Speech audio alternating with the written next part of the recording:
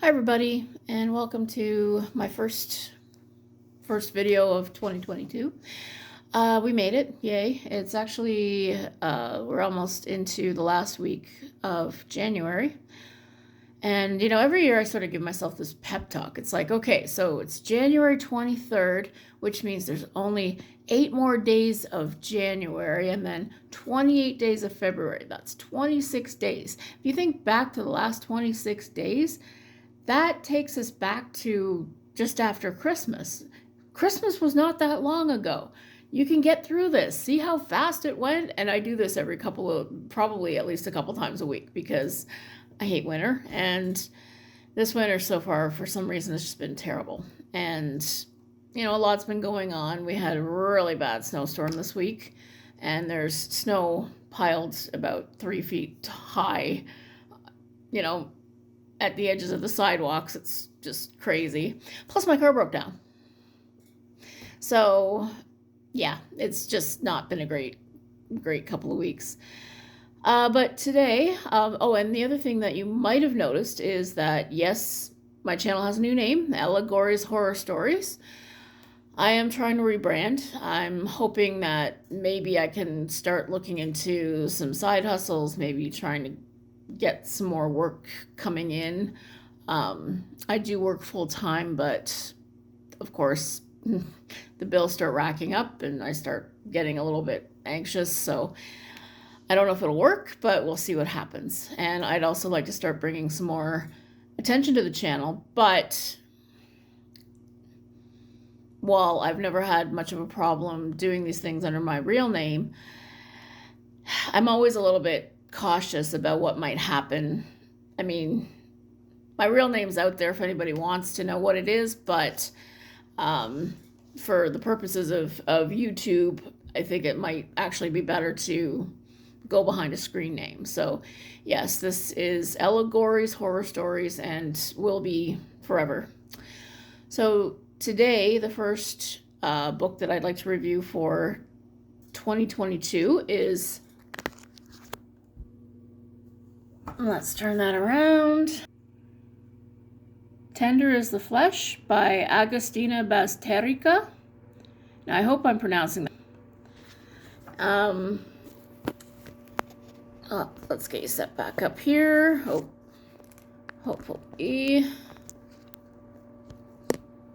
Somehow I misplaced my my little holder, so I can't I can't just set the camera up like I used to.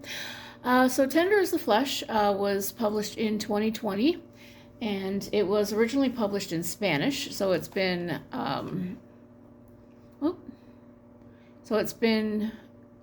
translated from Spanish into English by a translator named Sarah Moses.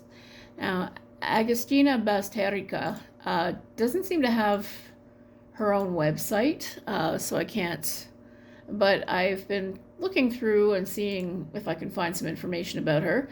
She's a journalist and writer based out of Argentina, and she wrote an article for the Irish Times, she wrote an article for the Irish Times, which I'll try to get back to. Now, the first question that I had about the book was that the Spanish title and also the French title, when it was translated into French, is Exquisite Corpse.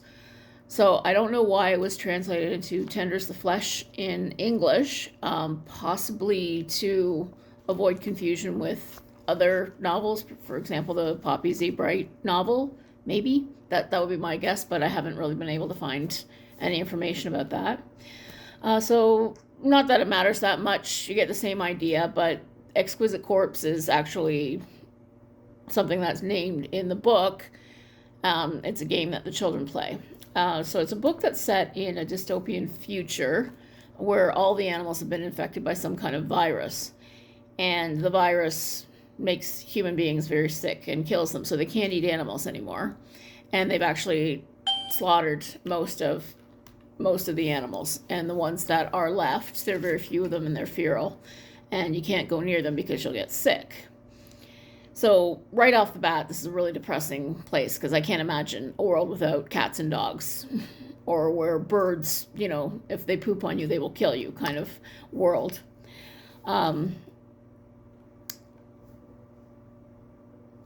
So it's a world where once all the animals were infected, culturally there was a shift that is called the transition throughout the book. And it's a time period when people lobbied and the laws were changed, and now it's legal to eat human meat. It's called special meat. And human beings are slaughtered and broken down into various cuts of meat the same way animals are. And the story is told from the point of view of Marcos Teja, who is the manager at a meat processing plant. He started out, his father was a butcher, and they owned a plant, and which was eventually sold when his dad got sick with Alzheimer's. And so he was just hired on because he knew what he was doing. And now that human beings are the main source of protein, so the first probably 2 or 3 chapters involve setting up this world where human beings are meat, and the meat is discussed. They're never named as human beings. It's always head, because you have head of cattle and so on. And we get lots of descriptions about how the meat's processed and how the animals are skinned, and it's a pretty close description of the type of things that happen to animals in the meat processing industry.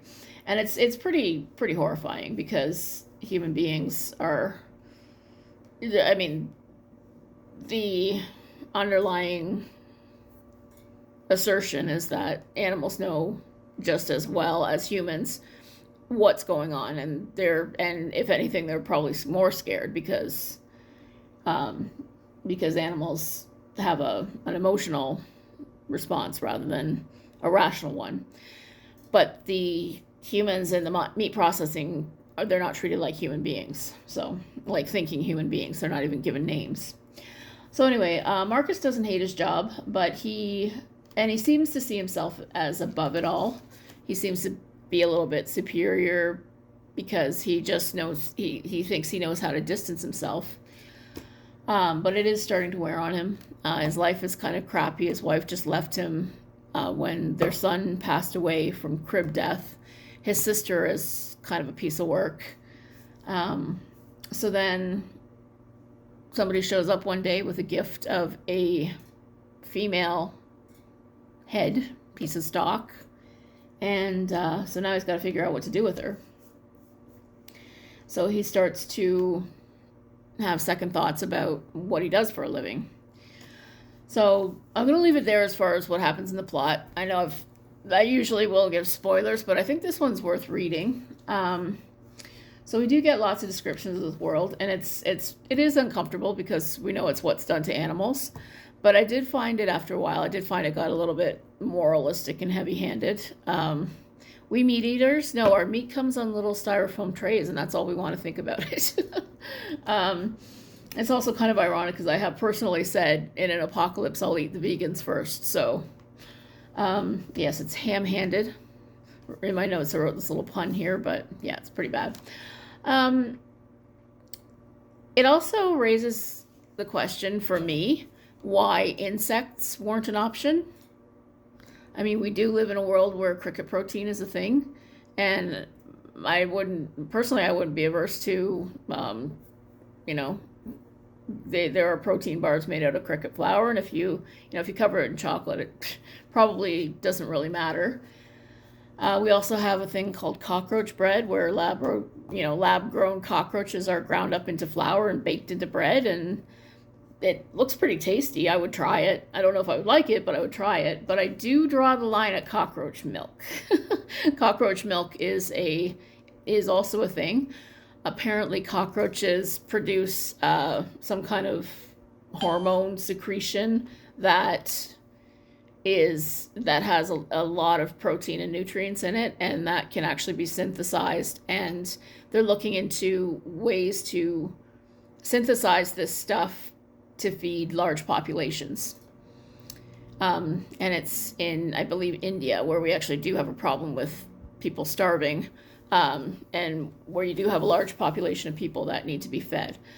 Now, personally, I draw the line at cockroach milk, but it's not, insect protein is not mentioned at all as an option in the book, which does kind of, raise the question to me, because North American culture, North America and Europe, we're the only people that don't include insects as part of our protein. So, if the animals go, I just don't understand why insects aren't.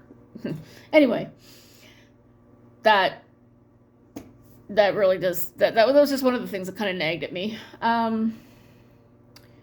Overall, though, the book is really, it's dark. It's a very thought-provoking dystopian story. And it's a pretty quick read. It's only 215 pages, and it moves very quickly, especially as you get absorbed in the descriptions of what's going on. It's a very bleak read, so be prepared. And in some ways, I would compare it to The Handmaid's Tale, because there is an interesting plot about pregnancy and what happens, because in cattle farms, they keep the cows pregnant so that they can milk them, and then when the cows give birth, they either sell or slaughter the calves, right? I mean, they don't really use them as efficiently as they could. And so that's what we have in this world, where women are pregnant, or where women they're just breeding farms and breed stock, and then they milk the females as well. And the other thing that I would compare in some ways to The Handmaid's Tale is the way that none of the head are given names, and they're not allowed to eat people that have a first and last name unless they sign a bunch of paperwork that they volunteered. And that's one of the punishments too, is if you break the law, then you're sent to the slaughterhouse and you get eaten as well. And my only other quibble with the book was that, other than my question about the title, my question about insects, and there was a part in the book that seemed to foreshadow something, and that didn't come to pass. So when the ending did happen, it just felt really rushed. It felt like she was kind of going in one direction with the story, but then decided, well, that might open up a whole other scene, and that'll take the story in a whole different direction. So that's probably going to be too long, so let's just end it here. So I felt like the ending was kind of tacked on. But it is a worthwhile ending. Like, if the story hadn't spent so much time setting up all of these things, then it probably would have been a great ending. And it is very much this look at this guy who is sort of becoming the monster. He's tried to separate himself from the people that he sees as monstrous, terrible people. But now, by the end of the book, he's pretty much become one himself.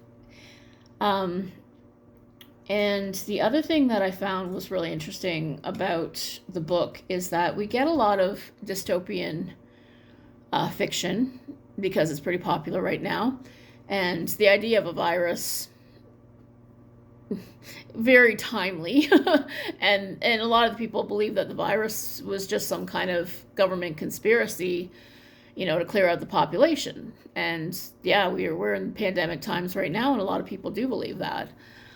So I thought that was pretty prescient. And even though it was published in August of 2020, usually these things, they take usually years to write beforehand, and at least a year to see publication. So it was pretty prescient for its time when it was written. The story has been, I read that the book's been optioned for TV, so it would be really, really interesting to see if they do make a series out of it. And there were a number of scenes that were fairly brief that could actually be expanded into a much bigger look at this universe. And it would be also interesting to see if there's a sequel to the book. for more stories that are set in this terrible place. But oh yeah, where I was going with the pandemic, one of the things that we one of the things that I found was really pervasive in the book that I really enjoyed, or well, I wouldn't say I enjoyed it because it was pretty grim, but it also, the whole book just had this undertone of grief and mourning. And that's one of the things that I've often missed from dystopian fiction. In a lot of dystopian fiction, I've always found that the the characters, they don't seem to take very much time to grieve and to mourn.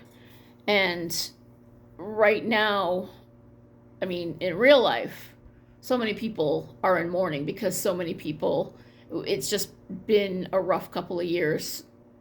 And this book has this whole air that this is a guy who is grieving, and you feel it, and you feel it through everything that he does.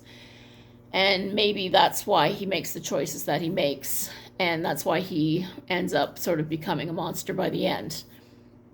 So 4.5 out of 5 stars. Tender as the Flesh by Agustina Bazterrica. And you know, definitely worthwhile read, especially if you like apocalyptic fiction, if you like speculative fiction that kind of makes you think about the world we live in. Highly recommended. Hope you're reading lots of great horror. Have a great day.